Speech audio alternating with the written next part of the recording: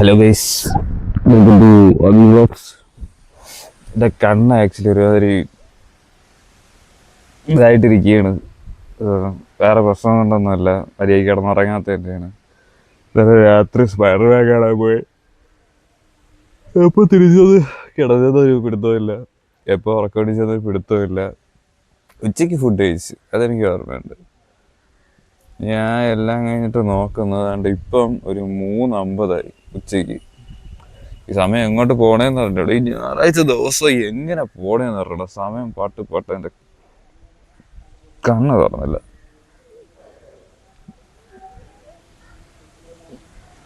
Okay, നമ്മളിപ്പോൾ ഇന്ന് പറയാൻ പോകുന്നത് സ്പൈഡർമാൻ്റെ review, Spiderman brand new day review.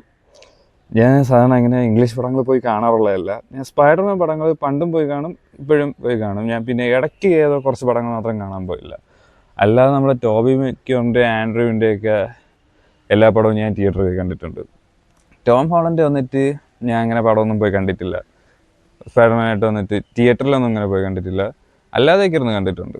But ഇപ്പം ബ്രാൻഡ് ന്യൂ ഡേ ആണ് ടോം ഹോളണ്ടിൻ്റെത് പോയി കാണുന്നത്. ആക്ച്വലി ഒരു കിടിലൻ നൈസ് പടം. ഞാൻ 3D ആണ് കണ്ടത്. നല്ല കിടിലൻ പടം.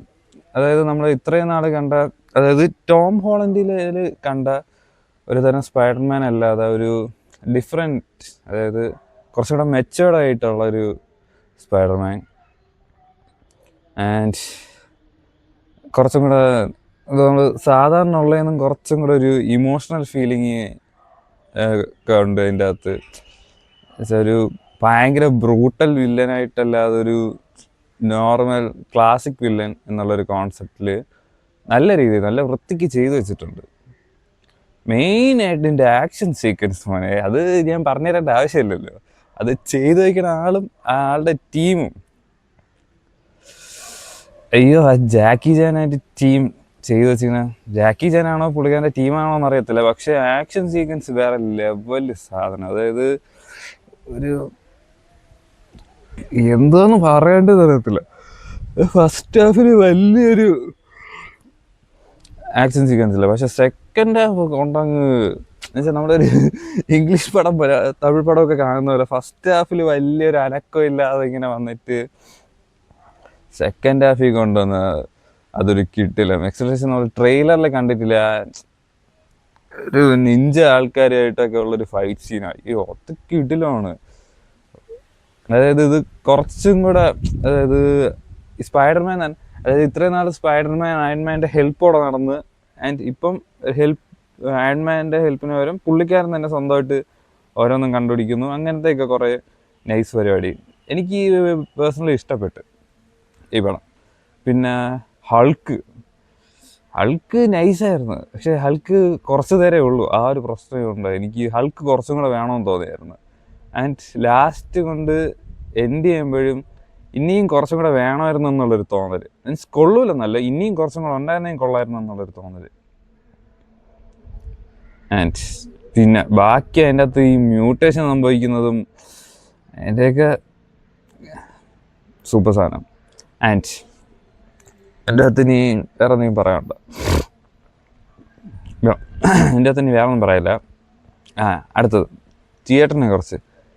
തിയേറ്റർ ഞാൻ ആർടെക്കിൽ സ്ക്രീൻ 4 പോയത്.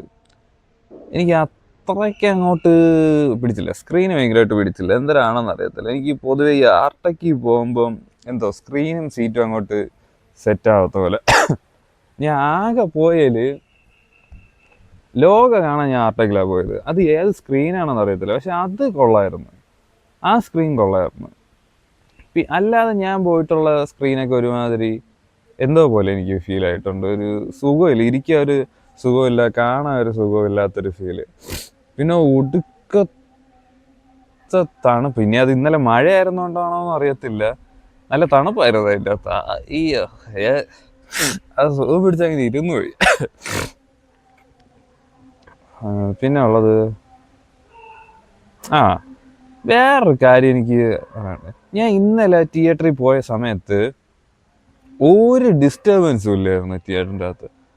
അതായത് ഇന്നലെ തിയേറ്ററിൻ്റെ അകത്ത് കൊച്ചു പിള്ളേരുണ്ടായിരുന്നു, ഒരു നമ്മുടെ അഡൽട്ട് ഉണ്ടായിരുന്നു, കുറച്ചും കൂടെ ഒരു അതായത് കല്യാണം കഴിഞ്ഞ ആ ഒരു ഇതിലോട്ടുള്ള ആൾക്കാരുണ്ടായിരുന്നു, പിന്നെ വയസ്സായവരുണ്ടായിരുന്നു, അത്യാവശ്യം കുറച്ച് വയസ്സായവരൊക്കെ ഉണ്ടായിരുന്നു, അങ്ങനെ കുറേ പേരുണ്ടായിരുന്നു. പക്ഷേ അവരെല്ലാവരും നല്ല സൈലൻ്റായിട്ടിരുന്ന് സിനിമ ഉണ്ട്. എല്ലാവരും നല്ല മര്യാദയ്ക്കിരുന്ന സിനിമ ഉണ്ട്. അതായത് ആർക്കും ഫോൺ കോൾസ് ഒന്നുമില്ല, പിള്ളേരൊന്നും കരഞ്ഞില്ല, പിള്ളേരൊന്നും ബഹളം വച്ചില്ല. അതായത് നമ്മൾ സാധാരണ ഈ സിനിമയ്ക്കൊക്കെ പോകുമ്പോഴുണ്ടല്ലോ, ഈ സിനിമ തുടങ്ങി ഒരു 10-15 മിനിറ്റ് ഒക്കെ കഴിഞ്ഞിട്ട് ചിലവന്മാരൊക്കെ കയറി വരും, നമുക്കതൊരു ഡിസ്റ്റർബൻസ് ആണ്. അങ്ങനെ ഒരു പ്രശ്നം ഉണ്ടായില്ല. പക്ഷെ ഈ എന്നുവെച്ചാൽ നല്ല സൂപ്പറായിട്ട് ആദ്യം തൊട്ട് അവസാനം വരെ ഒരു കുഴപ്പമില്ല, സുഖമായിട്ടിരുന്ന സിനിമ ഉണ്ട്. ഇത് എന്തുകൊണ്ടാണ് ഈ തമിഴ് സിനിമ, മലയാളം സിനിമ, ഹിന്ദി സിനിമകളൊക്കെ കാണാൻ പോകുമ്പോൾ ഈ ഒരു ഇത് വരാത്തത്? അതായത് ഞാൻ പൊതുവെ ശ്രദ്ധിച്ചിട്ടുള്ളത്, നമ്മൾ ബാക്കി സിനിമകൾ കാണാൻ പോകുമ്പോൾ, അതായത് തമിഴ്, മലയാളം എന്നീ പൊതുവായിട്ടുള്ള സിനിമകൾ കാണാൻ പോകുമ്പം അതിൻ്റെ അകത്തിരുന്ന് അലക്കൽ, പിള്ളേർ കരയൽ, ഫോൺ കോൾ എടുക്കൽ, ഇല്ലെങ്കിൽ ഫോണിലിരുന്ന് മെസ്സേജ് അയക്കൽ, ഈ ഒരു പരിപാടി ഒന്നും ഇന്നലെ ഇല്ലായിരുന്നു. അത് എന്തിനാണ് ആ വ്യത്യാസം എനിക്ക് മനസ്സിലാവുക. കാരണം ഞാൻ ഏതോ ഒരു സിനിമ കാണാൻ പോയതിൻ്റെ അന്ന് ഞാൻ ഇങ്ങനെ ഇരുന്ന് സിനിമ കണ്ടുകൊണ്ടിരിക്കുക. അതായത് നമ്മൾ ഒരു സാധനത്തിൽ ഫുള്ളായിട്ട് ഇങ്ങനെ ഫോക്കസ്ഡ് ആയിട്ട് ഇരുന്നിട്ട് അതിനെക്കുറിച്ച് കുറ്റം പറയാനോ നല്ലത് പറയാനോ പാടുള്ളൂ. ഞാൻ ഏതോ ഒരു സിനിമ കാണാൻ പോയതിൻ്റെ അന്ന് എൻ്റെ ഫ്രണ്ട് ഇരുന്ന ഒരുത്തൻ സിനിമ തുടങ്ങി ഒരു 10-15-20 മിനിറ്റ് കഴിഞ്ഞപ്പോൾ തൊട്ട് ഫോൺ ഉപയോഗിക്കാൻ തുടങ്ങി, ഫോൺ വിളിക്കാൻ തുടങ്ങി, മെസ്സേജ് അയക്കാൻ തുടങ്ങി. ഇതെല്ലാം കഴിഞ്ഞ് അവസാനം തിയേറ്ററിൽ നിന്ന് പുറത്തിറങ്ങി മറ്റേ റിവ്യൂ ചോദിക്കുന്നവർ വന്നിരുന്നപ്പം പുള്ളിക്കാരൻ പറഞ്ഞു സിനിമ കൊള്ളൂലെന്ന്. അവൻ മര്യാദയ്ക്ക് സ്ക്രീനിൽ നോക്കണം ഞാൻ കണ്ടില്ല, പിന്നെ എങ്ങനെ ഇവന് പറയാൻ പറ്റും സിനിമ കൊള്ളൂലെന്ന്?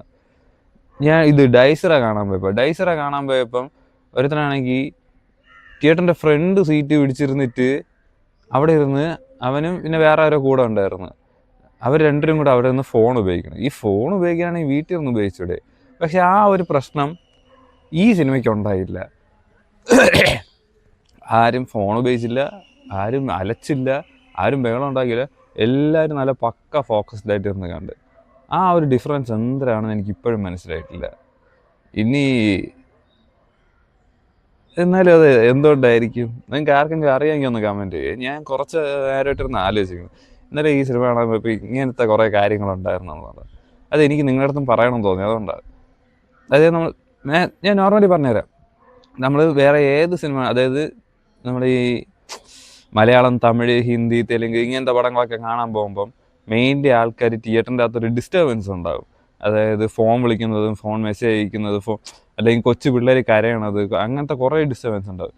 ഇന്നലെ അതായത് ഇംഗ്ലീഷ് പടം, തായ് പടം, കൊറിയൻ പടം ഇങ്ങനത്തെ പടങ്ങൾ കാണാൻ പോകുമ്പം മോസ്റ്റ് ഓഫ്ലി ഒരു 90-95% ഇങ്ങനെ ഒരു ഡിസ്റ്റർബൻസ് ഉണ്ടാകില്ല.